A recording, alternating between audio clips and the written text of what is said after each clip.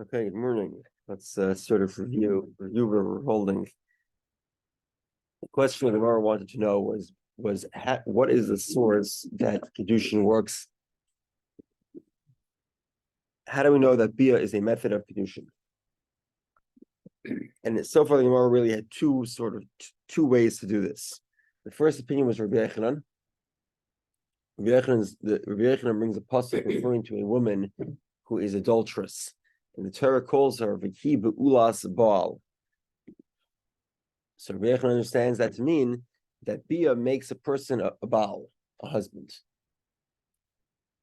The second approach was that of Rebbe, and Rebbe says Kiyikach ish isha ubaala. A man takes a woman and has a relationship with her. Ubaala doesn't mean and; it could also mean as or.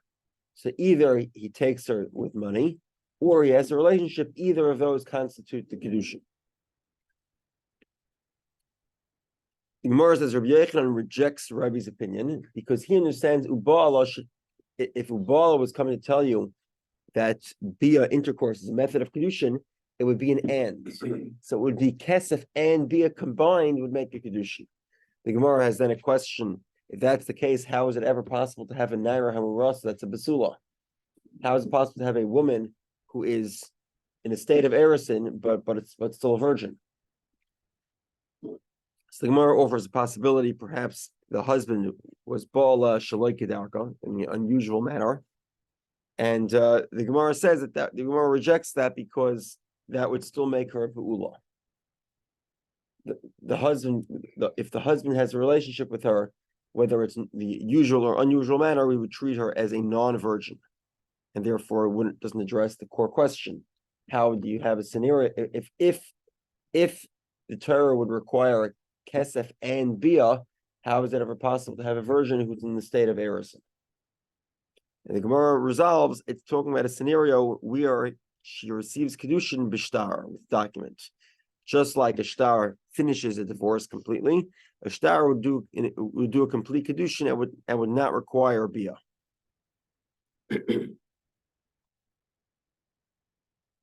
Okay. So that explains why Rabbi Yehudah rejects the opinion of Rebbe. Again, Rabbi Yehudah says that the source of Bia is Mihi Be'ulas Baal, that Bia, Be'ula, makes a Baal. It makes a husband. Bia is a method of Kiddushin. And Rebbe says the source is Kigachesh Isha Baal.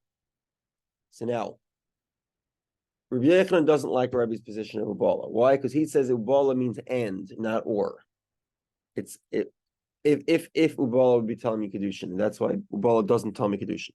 So then the question is, Rabbi Yehudah and Hay Ubala my Avidlay, about 14 lines on top of the page. We're still reviewing though. First word on the line, Rabbi. Rabbi Yehudah. We're going to continue going outside first, and then we'll take off in a second. Okay. Now Rabbi Yehudah says, so what does Rabbi Yehudah do with the pasuk of Ubala? So the Gemara resolves. Ubala tells me that an Omaha Ivriya is not acquired with Bia. We previously mentioned an Omaha Ivriya is a maidservant. She's sold when she's a child. She is released as soon as she matures. There is some sort of marital component. Both the master or the master's son can marry her through a Kiddushin called Yud, Kiddusha Yud, which we'll learn about a little bit later.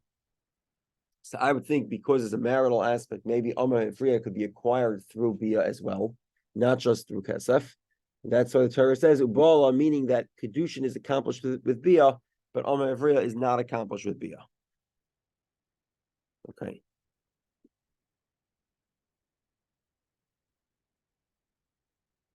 So now we are about 8 lines in the bottom of the page. First word on the line is Kamash Malam, Kuf Mem Lamed. The Rebbe Haisvar Minole. How does Rebbe know that an Omaha Ivriya is not acquired with Bia? Because according to Rabbi Yehudah, it's learned from Kigach Ishisho Bala, that a Bia works for a woman but not for an Omaha Ivriya. But according to Rebbe, that source tells me that Bia is actually a type of kinyan. How do we know that it's limited to Kiddushin and not to and Omer Ivriya is not included? So the Gemara says, In came lichter rachmana ubal. My ubala shma min otarti. The fact that the word ubala is plural tells me both. It tells me A, Kiddushin, a type of Kiddushin is bia, and B, it works specifically for Kiddushin and for nothing else. Okay. Now, just pause for a second. Let's say a person gives Kiddushin, he has a shliach, and the shliach accepts Kiddushin to a woman and her sister, right, which is an ereva. Can't marry a woman and a sister, but the shliach accepts Kiddushin to both of them at the same time. Rava says this is called Kiddushin she'ein mesur in labia. It's a Kiddushin that can never result in a marriage because he can't marry both of them, and therefore the Kiddushin is invalid.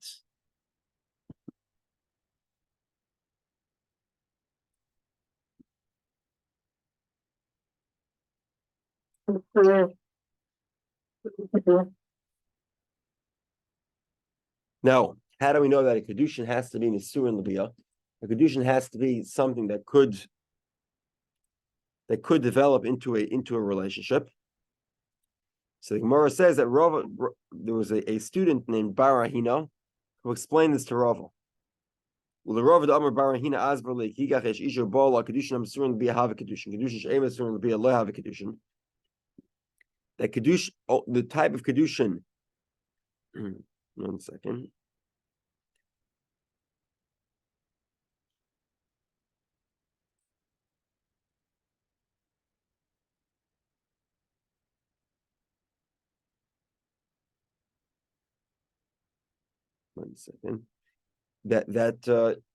This, how do we know that Kiddushin she'ein mesur in labia, Kiddushin that can't lead to marriage, is not a good Kiddushin? From this pasuk of Ubala, meaning that the bia is a factor in the Kiddushin itself. If you're ineligible for bia, then you're ineligible for Kiddushin as well. And by the way, this refers to chayve krisis. Chayve krisis, that you can't, that we are the fact that you can't have bia with them eliminates the possibility of Kiddushin itself. Just like, if, for example, you can't give Kiddushin to your sister. There is no Kiddushin. There's no framework of Kiddushin that exists. You can't give Kiddushin to your wife's sister either. But over here, you don't know who the wife's sister is, so therefore the Kiddushin is invalid. Because it's ein mesur in labia. So if that's the case, what's the source? How do we know that such a Kiddushin is invalid? If Ubala is telling me both that Kiddushin, a method of Kiddushin is bia, and that it's limited to Kiddushin and not to amivriya. So the Gemara says, my ubala shma min hakulu. Torah could have written, higach ish isha, if a person takes a wife, or ubala, or he has a relationship with her. And then I would know that bia is a method of Kiddushin. The fact that Torah says and means that the and is also a component of the Kiddushin. Not only is bia a method of Kiddushin, not only is it limited to Kiddushin and not to amivriya, but actually it's a conditional in Kiddushin itself. If you have a Kiddushin that's ineligible for bia, it's not a Kiddushin.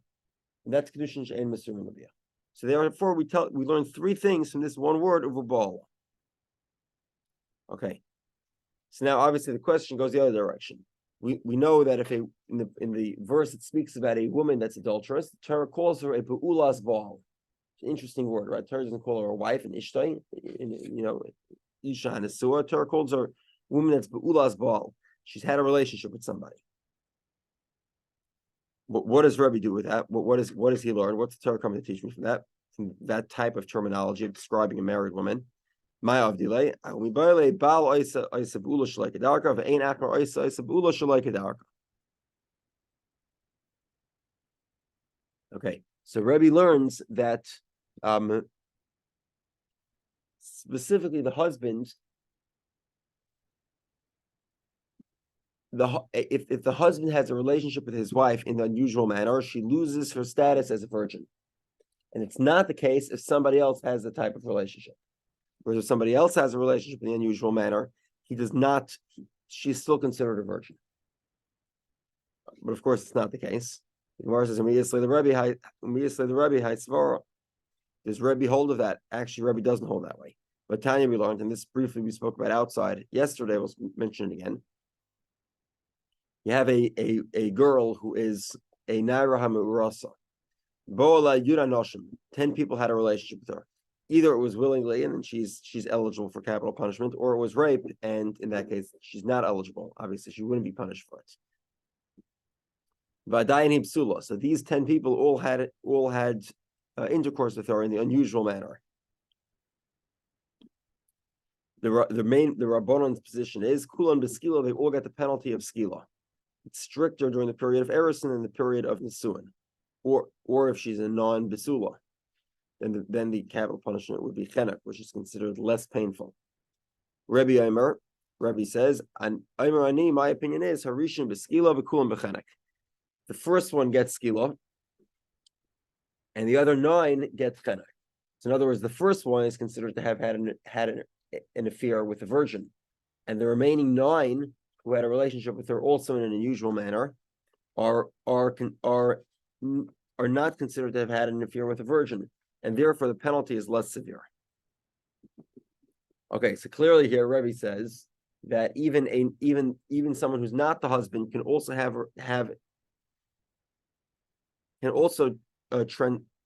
remove her status as a virgin from an unusual relationship.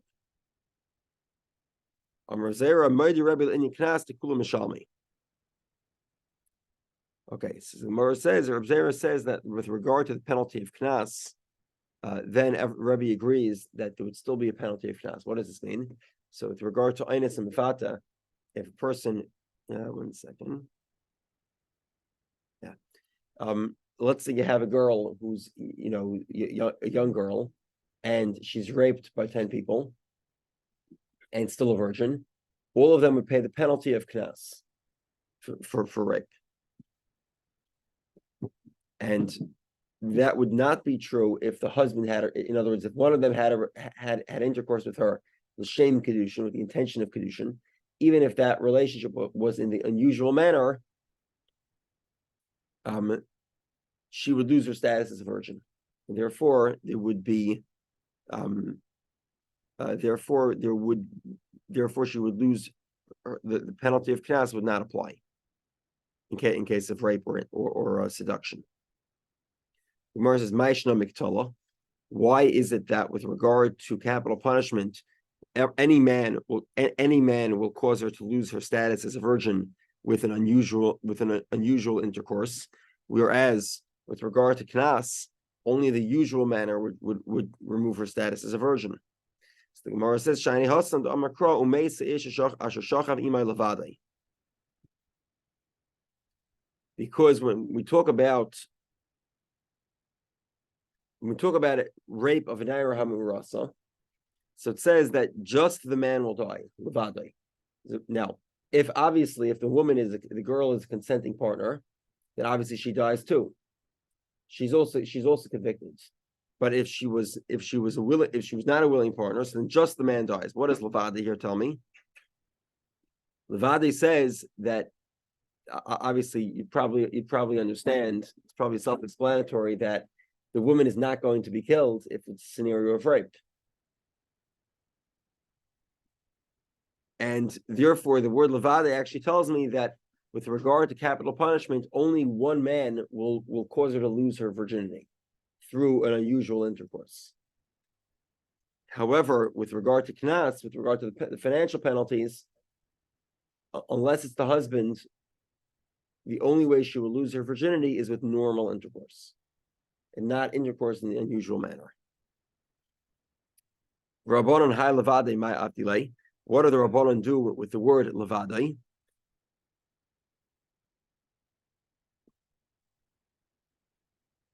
Okay, because in other words, according to the rabbis, it's not true. There is no levadei, right? According to the rabbis, 10 people have intercourse in an unusual manner. All 10 of them will get the capital punishment as if she's a virgin. Not as if we consider her a virgin, if all of them had a relationship in the unusual manner. So Mara says,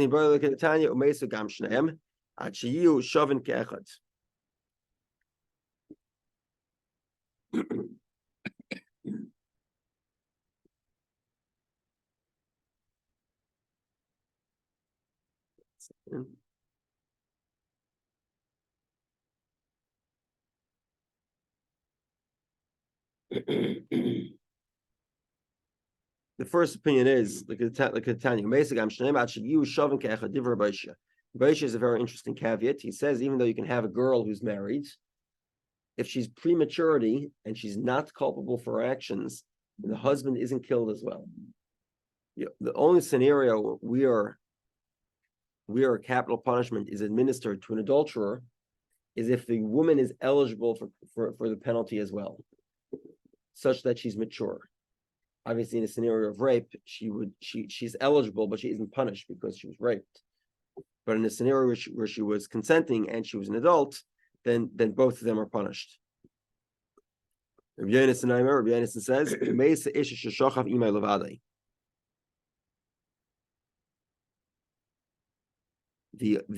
the man. 1 second.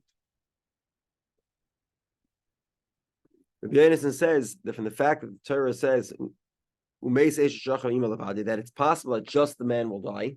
Therefore, we see that if a man rapes, if a man has intercourse with a married woman who is prior to maturity, she's not yet mature, the man will be killed and the woman will not. And obviously, that would mean even if she consents, because there is no consent, she's a child.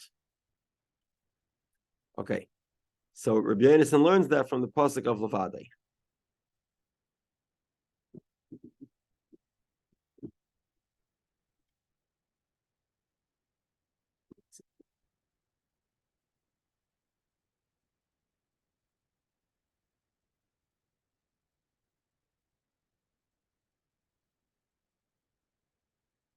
The Gemara says, "Rabbi Yonasan high svar minalei."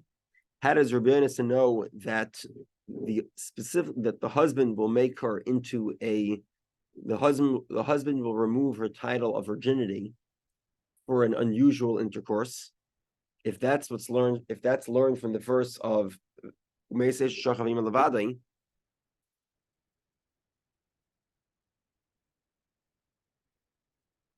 One second.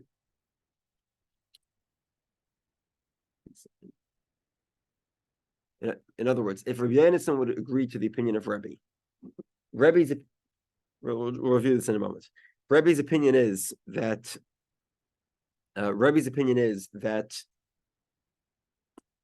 the husband makes her lose her virginity in any manner, with regard to the penalty of knas. With regard to the penalty of capital punishment, any man can cause her to lose her virginity.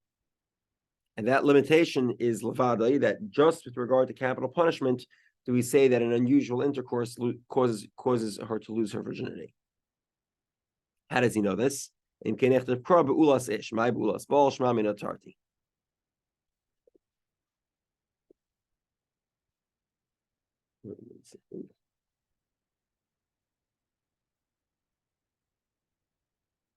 Right. So in other words, he learned both not from Levadai, from Beulas Bal. Beulas Bal tells me that the intercourse of the husband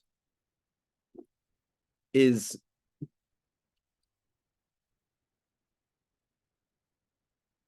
one second.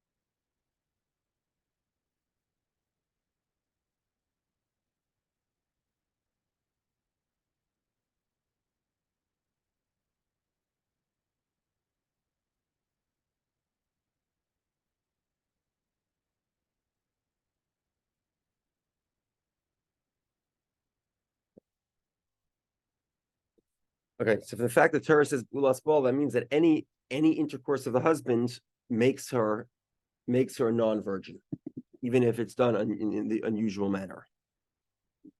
Okay, let's just summarize this, at least this last segment. So Rabbi Yehudah basically figured out. Rabbi Yehudah learns from Beulas Baal that Bia works for Kiddushin. What does he do with the verse that says Kiyach ish isha bala? That cannot be the source according to Rabbi Yehudah, because then I would say you need kesef and Bia, which is a logical possibility. And what about the fact that how we find an Aram Rasa that could be done b'shtar? Okay. What does he do? What does he learn from Beulas Baal? He learns Kiddushin she'ein Mesur and Bia is not a valid Kiddushin, and he learns that. And he learns that Omaha Ivriya is not able to be acquired with Bia. I would think an Omaha Ivriya could be acquired with Bia. It says Rabbi Yehudah, Kigach ish isha bala, only Kiddushin takes place with Bia, but not Omaha Ivriya. That's relatively easy. Okay, now in Rebbe's opinion, we learn from Kigach ish isha ubala. We actually learn three things from Ubala. Ubala, number one, that there's a type of Kiddushin called Bia. Number two, that specifically works for Kiddushin, but not for Omaha Ivriya. And number three, that a defining feature of Kiddushin is Mesurin Labia, that it's capable of resulting in an intimate relationship.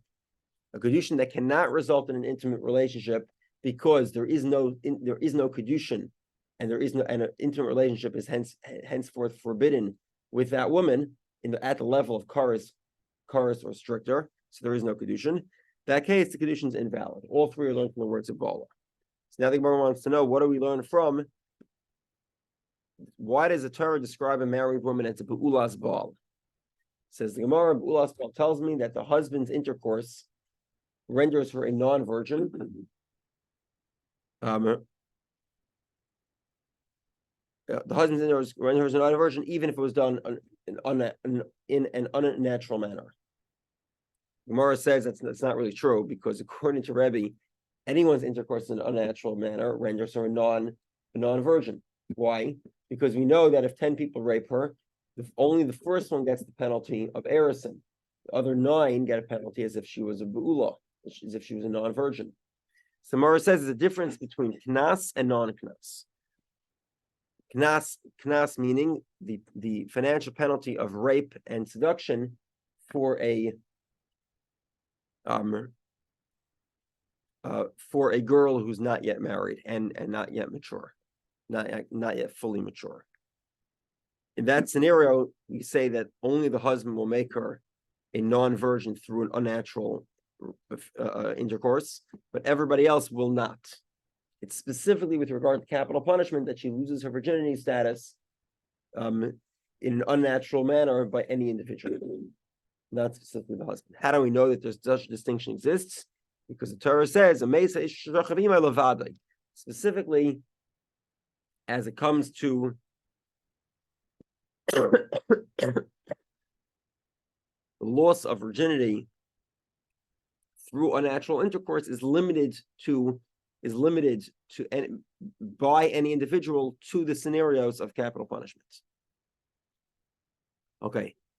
And the rabbis obviously disagree with Rebbe. They learn from they learn that this verse actually tells me something else, which is that even if the girl is underage, I'm sorry, the married girl is underage, and the adulterer is mature, then the adulterer can receive capital punishment. Obviously, the minor is going to be exempt from any penalty. Okay. Next Gemara, about 10 lines down. Which component of intercourse results in the acquisition of the woman? Is it the initial affair, which we translate in we learned Yavamas as was called ha'ara? Definition of ha'ara was one of two. Either it means the fact that their genitalia touch each other, or it's literally the initial act of penetration. Initial meaning the first moment of it. Or is it safe bia, or is it the conclusion? Nafkamina kigoyin sheheraba upashti ad kibbutz kiddushin me'achar. So you have this sort of weird scene where it was ha'ara. So let's say they touched each other, but there was no penetration, and then she receives Kiddushin from somebody else. If the tchilas bia is kaina, so you have tchilas bia. If it's saif bia, there was no saif bia, and therefore her second Kiddushin is valid. Inami, alternatively, the kohen gadol, the lekani besula bebia. Alternatively, it would make a difference for kohen gadol. Kohen gadol has to marry a besula. If it's the case that it's gemara bia, the conclusion that results in the Kiddushin, that a kohen gadol is never able to marry a woman with bia. Why? Because the ha'ara is forbidden to him, and she is not his wife until the conclusion. So that means that if he wants to marry a woman with bia, she's already a be'ula before he married her, and therefore he would not fulfill his obligation to specifically marry a besula. So the Gemara says, what's the story?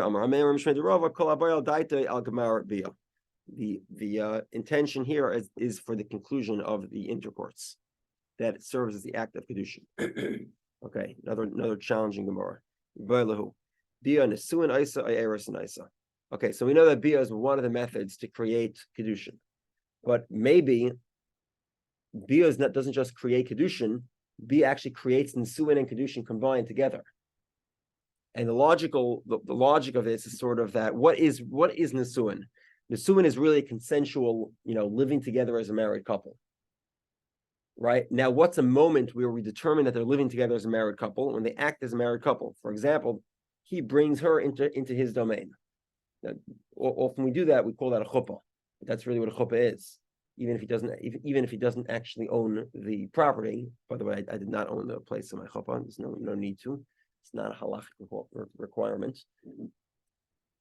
But because everyone understands that that's what a chuppah is, they're creating a mutual shared understanding that they're living together as a married couple. That's really the key idea of what nisuin is. And therefore, if they're having intercourse, that sort of creates the same notion. And perhaps, therefore, bia intercourse should not just create Kiddushin, but it should do Kiddushin and nisuin combined. What's the difference? Nafkamina, the difference is liyarsha, that he would inherit her if he makes nisuin. Ulatamila, if he was a kohen and she dies, he would become tummy to her if there is nisuin. Ulahafan dera, he can nullify her vows if there's nisuin as well. Iamr nisuin isa, if you say it makes nisuin, yarsha umitmo meifan dera, he inherits her, he becomes tummy to her, and he nullifies her vows. The amrit erison isa, but if you say it only makes erison, any yarsha any mitmila. The mefer nidara. He cannot nullify her vows. What's the story? Amar Abaya says, Tashma, Abaya tries, the first two proofs are relatively easy. Hope we'll get through that today, and then the next ones are a little more challenging. Tashma, so Abaya tries to prove as follows. You have a girl here. The father is Av Zakeh, the father has the benefit, Pepita for his daughter, Bikidusha for her Kiddushin, Bekesef B'shtar B'biyah, for whichever method of Kiddushin he prefers. He's entitled to any lost object she finds. Her income, by far as in the right to nullify her vows. And he receives a get on her behalf.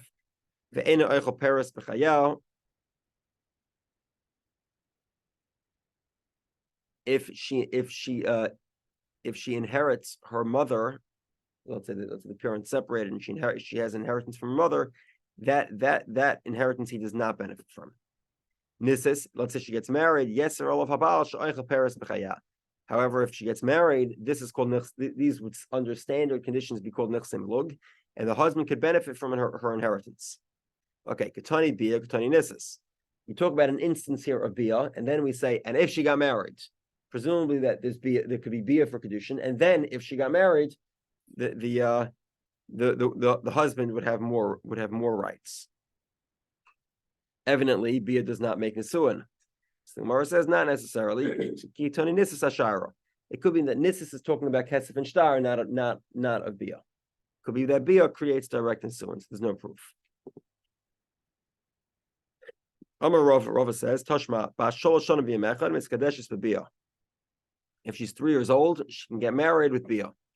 Okay, if she's less than 3 years old, then intercourse is not considered. It's not considered carnal. It's not a legal. Doesn't fit the legal definition of intercourse. Intercourse with a girl who's under 3 years old. Okay, the sort of idea in Talmudical thinking is that she could, her virginity will come back. And yeah, look at Rashi for more details. Miskadesh is Bibia. So once she's over the age of 3, then she can be married with intercourse. Then Bala Yavam, and if she fell to Yibum, so the Yavam and the Yavam has a intercourse with her, Kana, then he acquires her. She's considered a married woman, and subsequently has all the penalties associated with being a married woman. Umetama es Bayala. And okay, this is an interesting scenario. Complicated. There are two possibilities here. Number one is that it is possible that a woman will show signs of maturity before she's 12 years old, and if she shows signs of maturity, she gets a period, let's say before she's 11, she's not considered mature. She's still considered a child. Alternatively, it's possible that during childbirth, a girl would get a period. It happens today. It happens occasionally where the mother's hormones trigger a menstrual response from a newborn, and that would also consider her a nida until she goes to the mikvah. Apparently, it's a rare thing that happens. Again, I'm not a doctor. I have no clue if any of this stuff is true. Okay, so in either scenario, she'd be in either one of these scenarios. You'd have a child that's not considered an adult, that is considered a nida, and therefore has a unique status of tumah. That tumah is transferred through intercourse. The husband gets a very extreme level of tumah. It gives the husband what's called the same status as a tumah hayetzim and a guf, that if he sits on something, even if he doesn't touch directly, so there's a towel underneath, he sits on a chair, the chair becomes tamei. Or alternatively, if you put a towel on top of his head and you pile up pillows on top of his head, and they don't touch him, it still becomes tamei. That's mishkav tachton ke'elyon. It's what he sits on and what sits on him. Both of those become tamei if he has had an affair with a woman who's the status of a nida, and that woman could be a child as well, if that girl is a nida, as long as she's above the age of 3. If she gets married to a kayan, even if she's not yet mature, she eats truma. And if any one of the arayas, if she has a forbidden relationship and she's over the age of 3, then there's capital punishment, there's a penalty. Obviously, the girl is not going to be penalized because she's underage. It would be whichever man, her brother, father, grandfather, not grandfather, son, whatever, brother, sister's husband, etc. The hiptura, and obviously she's exempt because she's a child. Then bola echem absulam, if there's a relationship with a man who invalidates her to a kayan, this would be any forbidden relationship or a non-Jewish man. Paslam and akahuna, she's not allowed to marry a kayan. Okay. 1 second. Ketani bia v'ktani nisis. It says that she can be. It says that you can. It says that she can be acquired with bia as a method of kiddushin, and it also says if she gets married. Presumably it's 2 separate steps, right? There is kiddushin as an act. There's bia as an act of kiddushin, and separately there is nisuin, tani nisis. So evidently it's the case that bia does not create nisuin directly. So the Gemara says there's no proof. Hachik amar ihani nisuin dekayaninu aichelas b'truma. The truth of the matter is that the bia would make nisuin directly, but the nisis, meaning that nisis l'kayan, that's the point. Not that nisis. The point is not that she could get married through having a relationship, but that if she gets married to a kayan, which is a separate topic completely, then she eats truma. Okay. I guess we'll start the next Gemara, but there's no way we'll finish it. It's not an easy Gemara. We'll begin. As compared to the last one. It's rough. It's probably more even worse. Probably more difficult. Yeah. Probably more difficult than the Gemara we just saw in the beginning of today. Two. Go fun at parties, Rabbi. Okay. Let's begin. Let's start today. We'll go through a little bit, and then the complicated stuff we'll leave for tomorrow. So you have a story here. Kfar Shalach Yechon ben Bagbag. Okay, interesting. One of the few places where Ben Bagbag is brought in Talmud. I think there's only three places, one of three. And we have his name. We know his name is Yechon. And apparently he was a convert. Shalach, or at least the son of a convert. Shalach Yechon ben Bagbag, Eitzel Rabbi Yehudah ben Beseira. He sent a message to Rabbi Yehudah ben Beseira. Rabbi Yehudah ben Beseira, right, famous leader of the exile. Most notably, one of the leaders of he's Rabbi Yehudah ben Beseira is very often consulted. Throughout Talmud and throughout Mishnayos, people have a question, they go to Rabbi Yehudah ben Beseira. Even Shammai and Hill went to Rabbi Yehudah ben Beseira. But Netzivin, in the city of Netzivin, and he said, and this is the question: Shemati alecha shata omer arusa vas Yisrael echelas betruma. So he says the following question: in Arusa, a woman in the state of Erison eats truma. I heard that's what you said.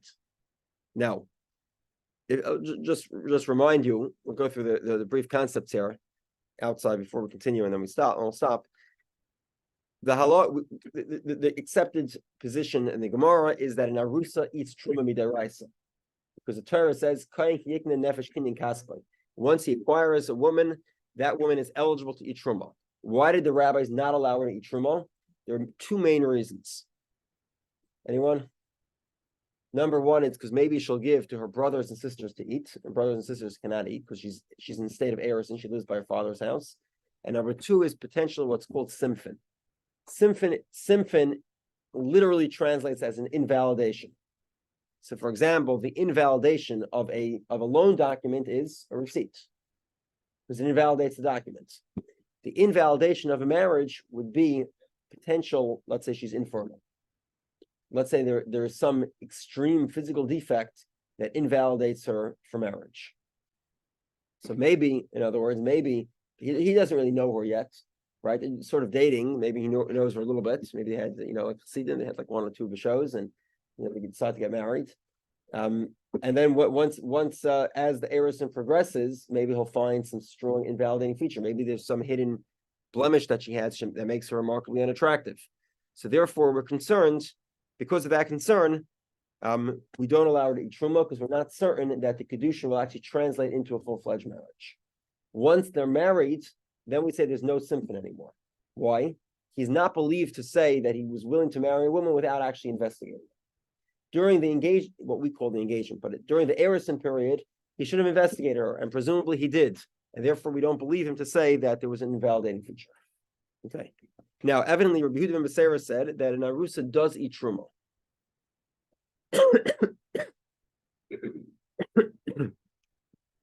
So Yechon ben Bagbag wants to know why. So Rabbi Yehudah ben Beseira sends him back. You disagree with me?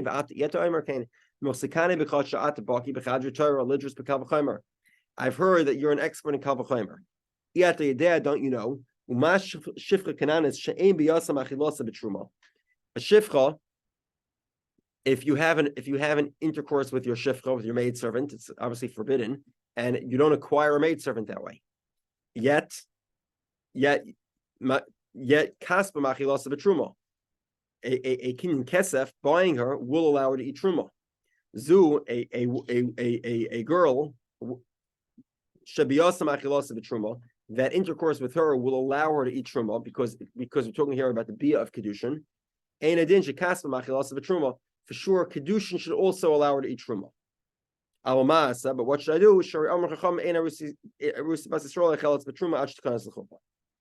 What should I do? The rabbi said that an Arusa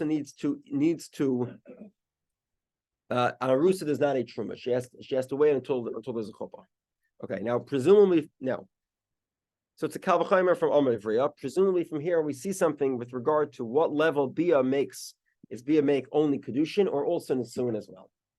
We'll leave off tomorrow. It's difficult tomorrow. Okay, great day.